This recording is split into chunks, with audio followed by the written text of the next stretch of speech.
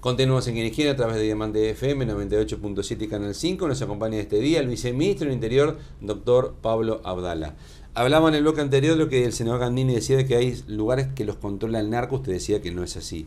También el senador Gandini dice, miren, está funcionando muy bien en la frontera y en las cárceles que los militares tengan un rol por ley. No han habido incidentes, se ha controlado, no se escapó ni un preso más por abajo del tejido. ¿Es momento, como estamos, de que haya militares? ¿Siguen diciendo que no usted? Yo voy a dar la respuesta que venimos dando desde el gobierno también en esto. Y sobre la base, repito, de que está muy bien y es muy legítimo que estos planteamientos afloren en tiempos de campaña electoral. Y con esto no estoy dudando ni de la buena intención ni de la sinceridad, ya no solo del senador Gandini, que es mi compañero de partido, sino de ningún candidato cuando se plantean estas cosas. Pero hoy el gobierno no lo tiene planteado. No lo tiene planteado. ¿No lo precisa? Entiendo que no. Entiendo que además tenemos una guardia, un cuerpo especializado con formación militar y con educación policial, que en tal caso es la fuerza de choque y que se ha venido robusteciendo. La republicana, dice usted. Y que ha venido ganando capacidades durante todos estos años, tanto en términos de la cantidad de efectivos como asimismo en la cantidad de equipamiento y de armamento, que de hecho está cumpliendo una función que lo que yo decía en el bloque anterior en cuanto a la intervención y la estabilización de la situación en distintos barrios, en muy buena medida se debe a la muy buena acción de la Guardia Republicana. Que la tenemos que seguir reforzando y fortaleciendo, no cabe duda de eso, que muchos candidatos también van por ese camino y yo lo comparto. También es cierto eso que dice... ¿Está de acuerdo con que haya más efectivos de la Guardia Republicana, o sea, sacar de la policía o sacar del ejército con curso previo y llevarlos a la Republicana? Por supuesto que no lo descartaría, pero también quiero decir algo. El gobierno se ha dedicado a reforzar los recursos humanos de la Policía Nacional en general, de la Guardia Republicana. ¿Pero usted sacaría gente del ejército, los capacita y los pondría en la Republicana? Se intentó, se hizo, mejor dicho, en el pasado reciente, con un resultado que no colmó las expectativas que inicialmente se tenían. No tengo claros los números en este momento.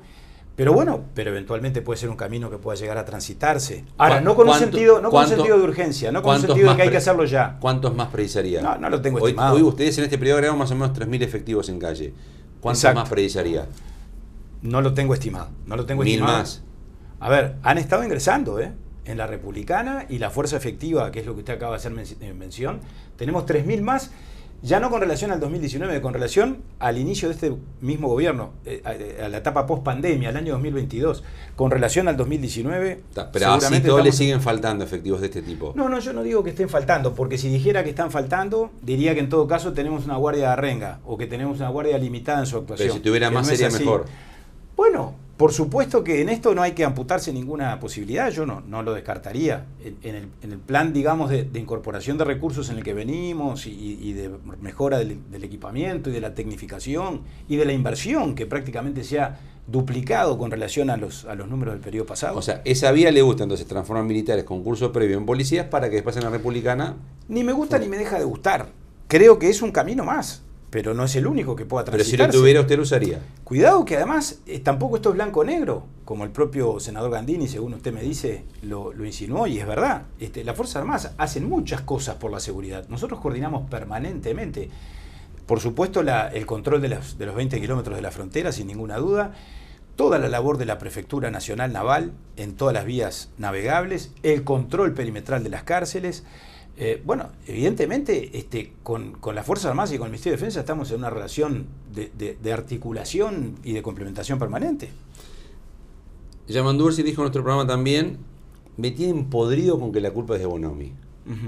¿Usted le sigue echando la culpa a Bonomi de lo que está pasando hoy o no? Yo creo que no es un tema de personalizar, y menos con relación a un referente político que ya no está entre nosotros, y nadie lo hace.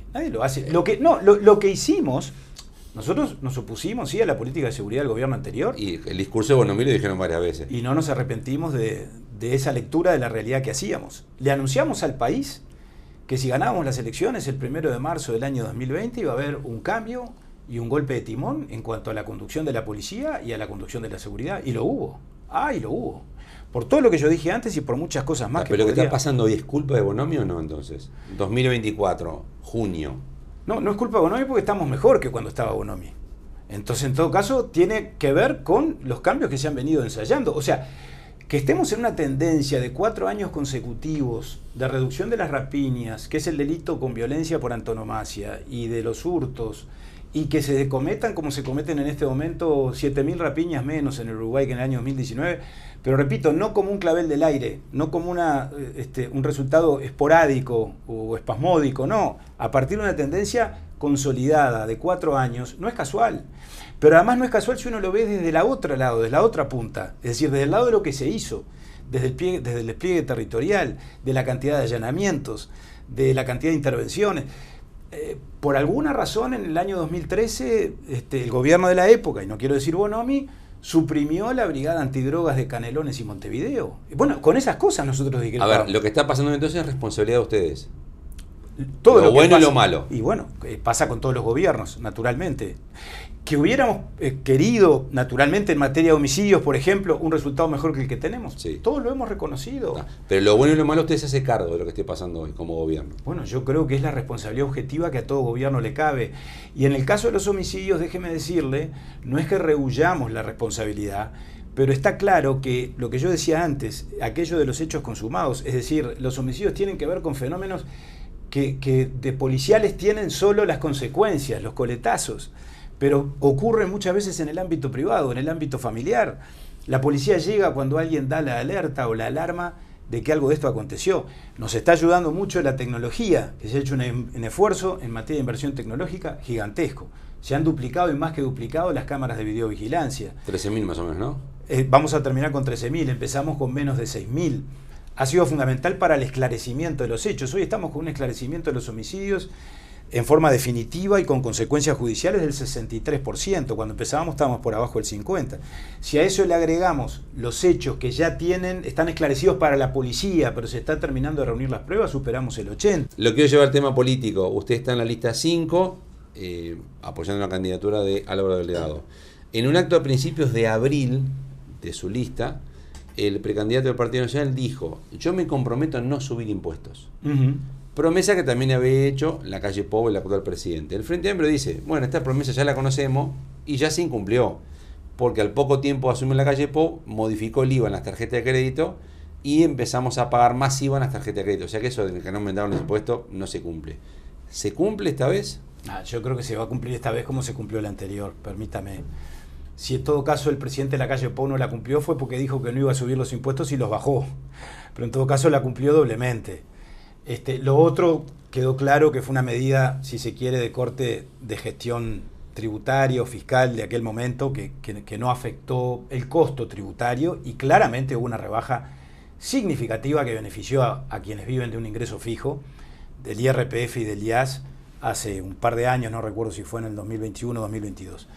De manera que en ese sentido hubo un cabal cumplimiento a pesar de todos los pesares, ¿no? De la circunstancia fiscal que heredamos, de la realidad que el país debió enfrentar con la pandemia y de las consecuencias que eso trajo y de la necesidad, como se hizo, de incrementar el gasto social para sostener al sector informal de la economía, que se lo sostuvo en el momento de crisis sanitaria y que después que pasamos la crisis sanitaria se siguió avanzando en la formalización, que como ha dicho reiteradamente el exministro Mieres, hemos alcanzado niveles de formalización del trabajo como este país no conoció, en el marco además de la generación de empleo, de caída de la desocupación y de aumento histórico del salario real. Ese es el resumen de estos 5 años de gobierno y por eso nosotros estamos no solo orgullosos de lo que hemos hecho, sino además muy esperanzados de que la gente reconozca esta realidad, porque la gente no es tonta, la gente es inteligente, la gente es conservadora a la hora de votar, y no lo digo con un sentido ideológico, no estoy definiendo una conducta política, porque al revés, los uruguayos no son conservadores en el sentido clásico,